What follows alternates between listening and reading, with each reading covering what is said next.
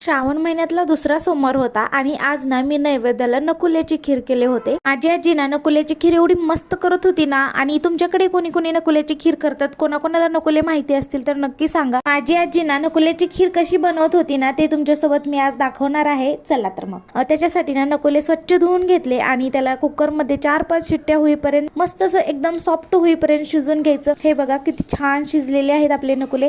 अशा पद्धतीने शिजून घ्यायचं आणि त्याच्यानंतर ना मी इथे कोकोनट ऑइल घेतले होते, त्याच्यामध्ये ना ड्रायफ्रुट्स परतून घेतले, छान असे कलर चेंज होईपर्यंत त्याला थोडंसं परतून घ्यायचं। आणि त्याच्यानंतर त्याच कढईमध्ये मी नकुले टाकून घेतले, त्याला ना मस्त असं शिजू द्यायचं। आणि थोडंसं शिजल्यानंतर ना त्याच्यामध्ये आपल्याला जेवढं गोड लागेल ना त्यानुसार आपल्याला गूळ टाकून घ्यायचं। गूळ टाकल्यानंतर ना त्याला थोडंसं शिजू द्यायचं, गूळ विरघळेपर्यंत ना शिजू द्यायचं। गूळ विरघळल्यानंतर ना त्याच्यामध्ये खोबरकीस टाकून घ्यायचं, विलायचीची पावडर टाकायचं आणि त्याच्यानंतर ड्रायफ्रुट्स टाकायचं आणि त्याला मस्त असं शिजू द्यायचं। आणि हे बघा कसली मस्त आपली नकुल्याची खीर तयार झालेली आहे। एवढी छान लागते ना, एवढी भारी लागते ना, खरंच तुम्ही एकदा नक्की ट्राय करून बघा। पूर्ण स्वयंपाक झाल्याच्या नंतर ना मला पूजा करायचं होतं म्हणून मी पूजेची तयारी करायला घेतली आणि रांगोळी वगैरे काढून घेतल्यानंतर ना पूजा करायला बसले। पूजेला बेल वगैरे वाहिले आणि छान अशी साधी सिंपल पूजा करून घेतली। आणि आज तिळाची शिवमठ होती म्हणून ना तिळ वाहून घेतले, छान अशी आरती वगैरे केलो। आणि हे बघा किती छान आपली पूजा दिसत आहे। घरामध्ये एवढं प्रसन्न वाटत होतं ना, खरंच खूप छान वाटत होतं। नंतर पूजा वगैरे झाल्यानंतर जेवण केलं।